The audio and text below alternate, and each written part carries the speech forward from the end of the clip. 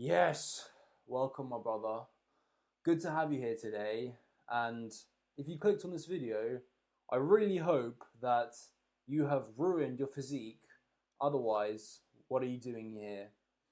So, you've let yourself go like this disgusting slob, which, yes, it's me.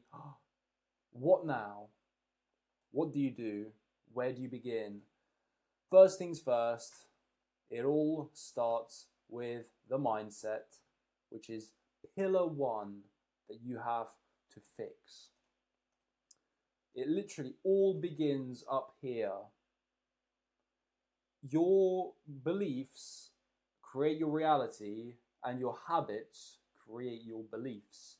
So, your physique is literally a perfect external representation of what's going on in your mind.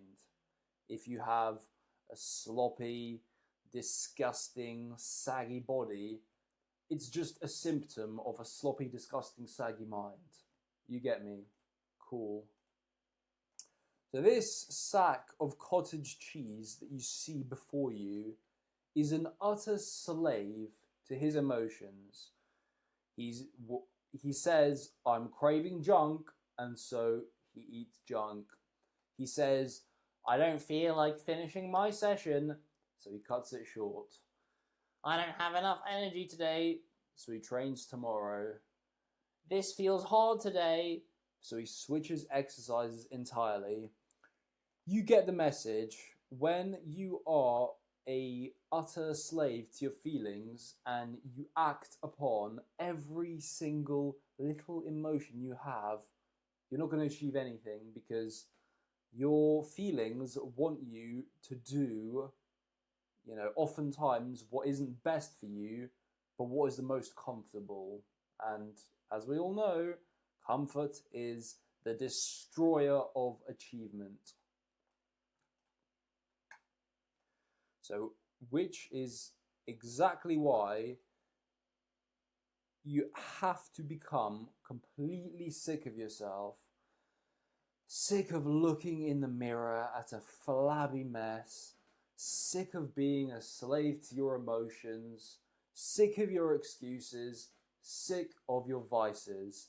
You have to reclaim the burning fire within you to prove to yourself that you can do whatever you need to reach your goals. It's hard to give you this mindset. I can give you all the motivation in the world. I can fire you the hell up. I'm not doing that right now, as you can probably tell, but if you're not able to light it yourself, you will always be dependent on watching these motivational YouTube videos, which will in turn get you nowhere because you'll be fizzling out every single time you reach a high because the low will come. I promise you that. So you're sick of yourself. You've had enough. You don't want to live in your disgusting body anymore. It's time to set some goals and stick to them. You say to yourself, I will not try my best. I will do whatever is required so that I can finally look into the mirror with pride. Which means you have to shut off all the noise.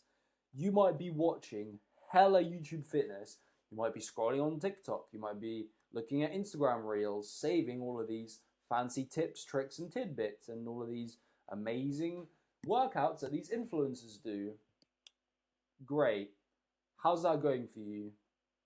Because this guy right here had plenty of knowledge. He was always consuming fitness education content, but look at him. This is someone who has consumed a lot more than he's done.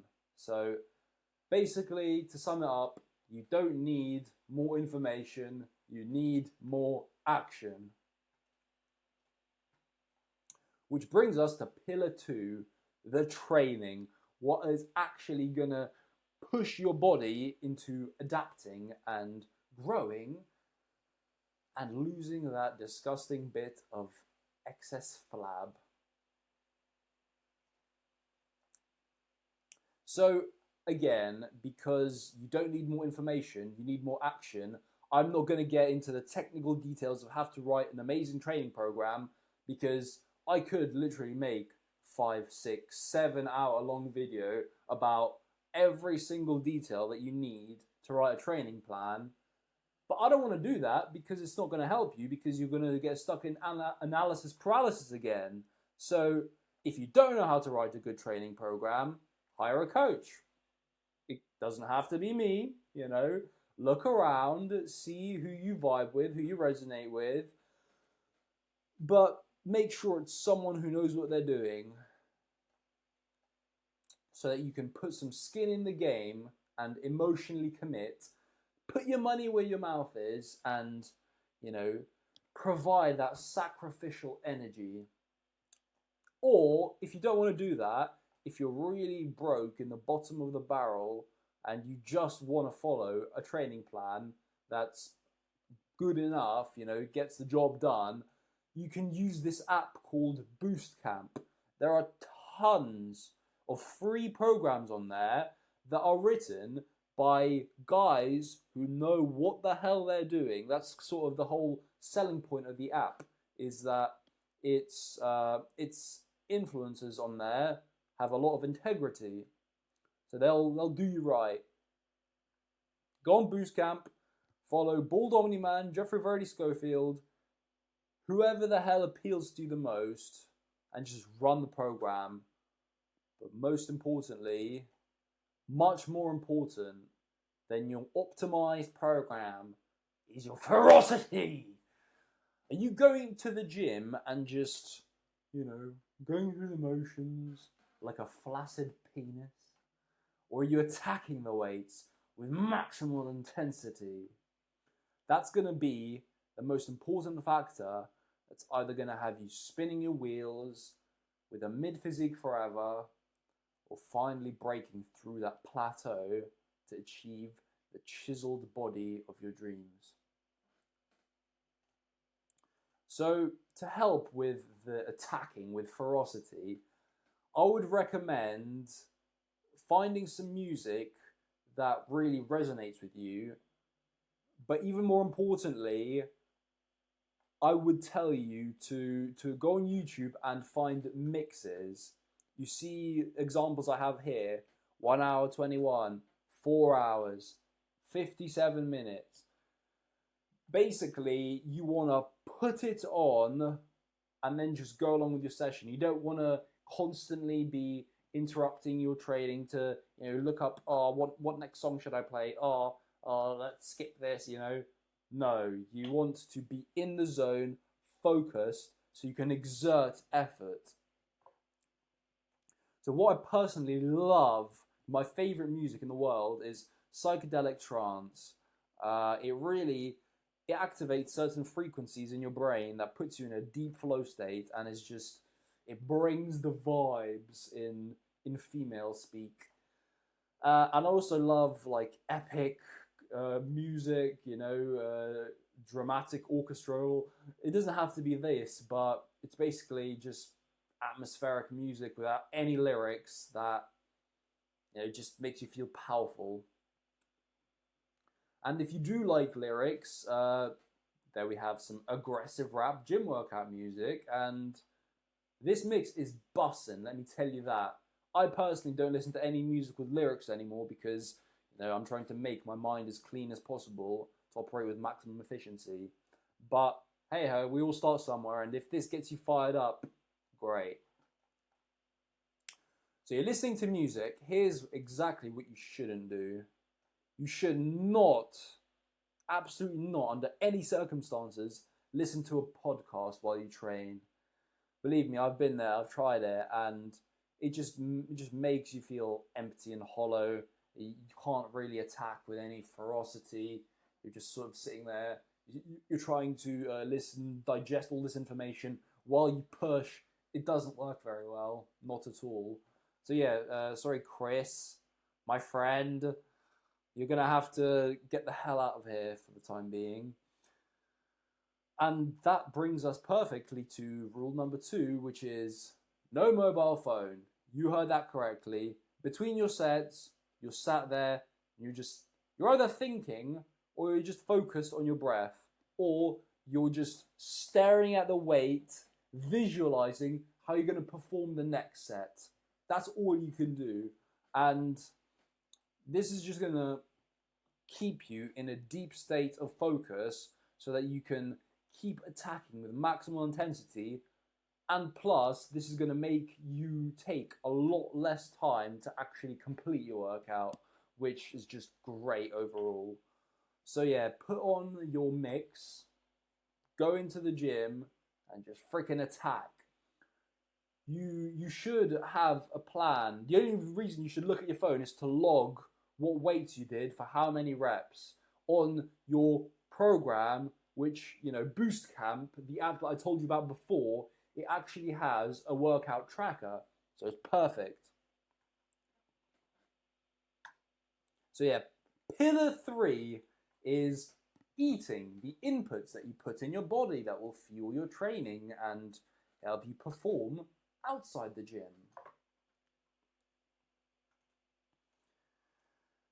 Very simply put, again, you don't need more information, you need more action. I don't want to sit here and give you a nutrition lecture.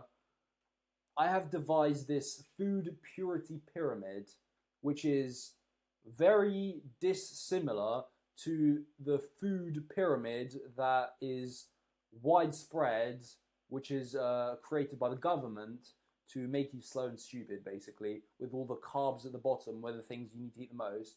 No, I've done it slightly differently. You see, my food pyramid, you should focus most of the food that you eat at the top. If you have this top quadrant as the staple of your diet, you're never going to go wrong. You're never going to have any trouble looking in great shape and feeling mentally sharp as you go through your day. Obviously, there's a lot of nuances, meal timings and, what you should eat when, and, what specific foods are good for your situation and everything. But in general, keep it to this division here.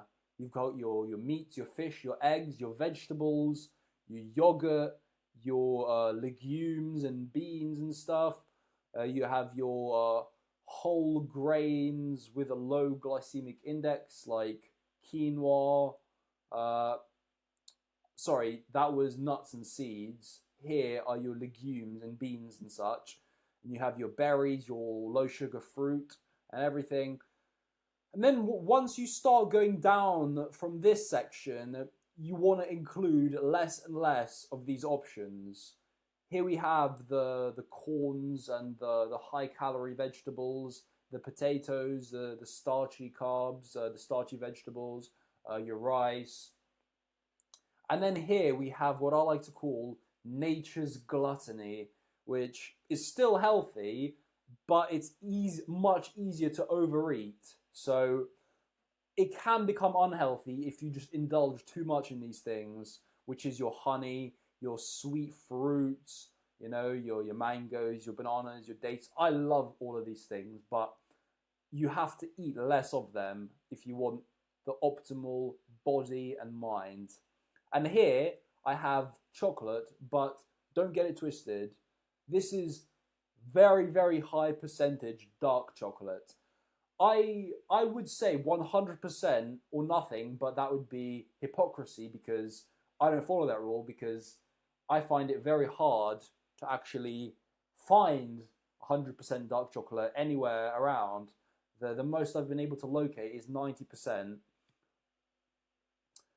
But yeah, even so, even if you get 100%, you're not going to be able to eat a lot of it because it's not very tasty, but it is really, really healthy. So yeah, on the next layer, we have the slightly more processed food. All of the food above here is single ingredient whole foods. So you look at the label, and the only ingredient is the thing itself.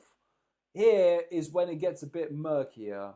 It's when there's more ingredients and they're more processed, more things are done to them, but they're still not awful. However, these things are a lot easier to overeat than this quadrant right here, which is why you should be very careful. Eat these in even more moderation than you do with nature's gluttony. This is your stuff like your cheese, processed cheese, I should say. Not raw cheese, but we'll get to that. Well, no, we won't get to that. So I'm sorry. Your pastas, your processed carbs, your bread, your deli meats, your sausages. Basically, meat that's just been processed and added a whole bunch of ingredients to. Yeah, this is not ideal. You should try to cut this stuff out, but it's nowhere near as bad as this next layer, which is just your junk, man. It's that hyper palatable, delicious food that just looking at is making me salivate a little, to be honest with you.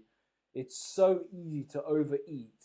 And even if you don't overeat it, even if you're that 0.001% of person who can have, one singular slice of pizza and then they're done, it's still gonna have you feeling sluggy, slow, lethargic, brain foggy, and it's just gonna add up the calories super quickly and make your body become a bit of a mess. So, yeah, cut this shit out completely.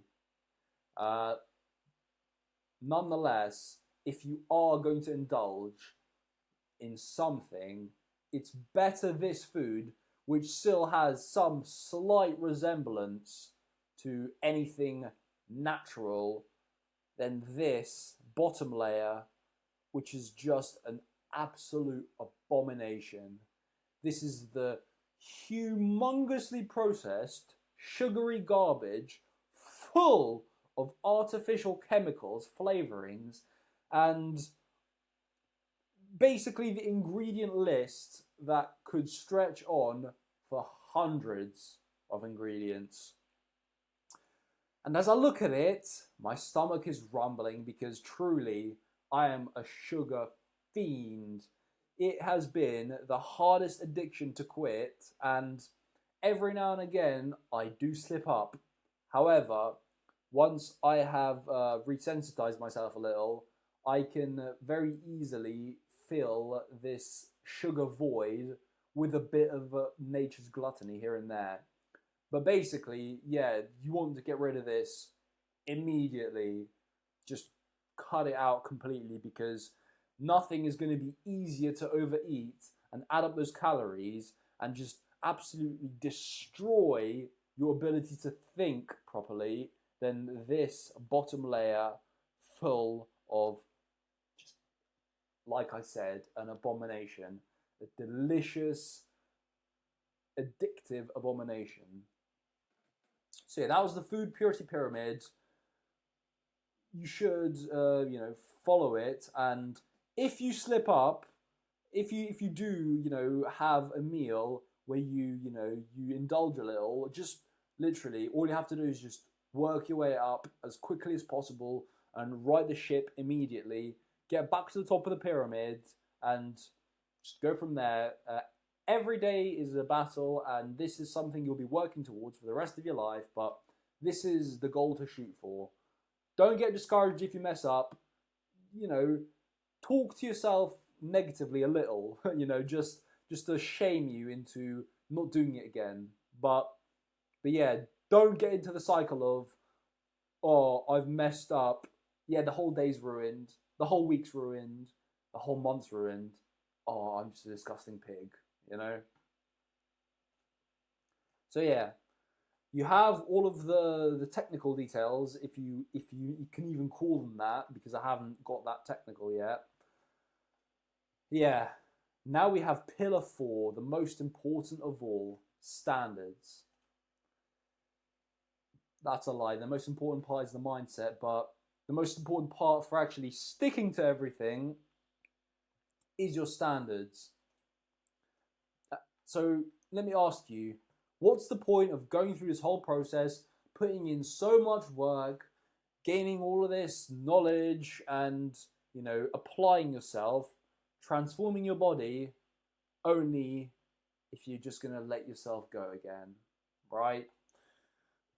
No point at all. You might as well just stay stagnant and mediocre, because then otherwise you won't have had just a small glimpse of the good life.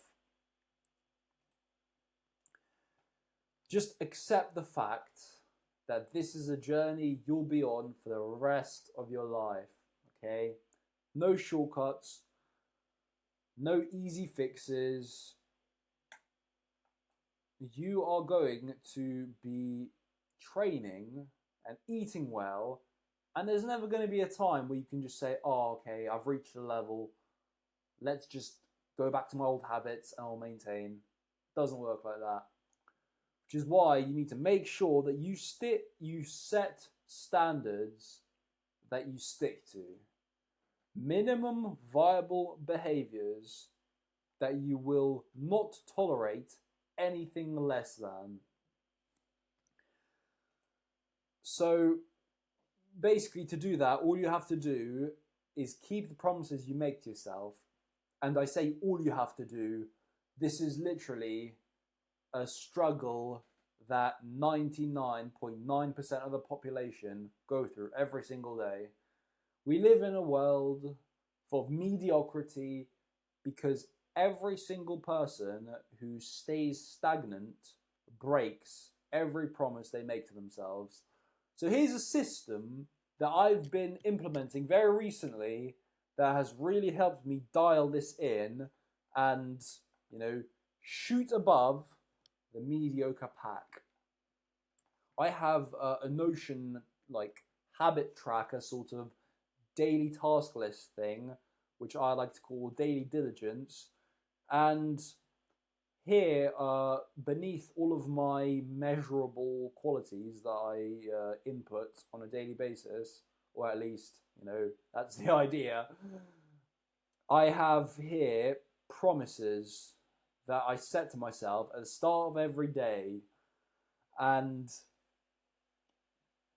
if I finish the day without ticking each of those boxes, then I feel rotten with myself, which is why I do it, because it's a really good way to keep yourself accountable when you put it down on paper or on a tracker, and you make it a promise tangible, and you don't just think it in your head. It makes a big difference, trust me. So yeah, my daily promises are normally I will eat no shit, I will sip no caffeine, because I'm in withdrawal, I'm craving the caffeine so badly, but I know that it doesn't serve me. Even though I believe it does, deep down, I know the truth. So yeah,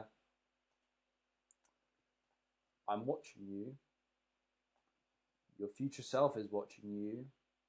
And most importantly, God is watching you.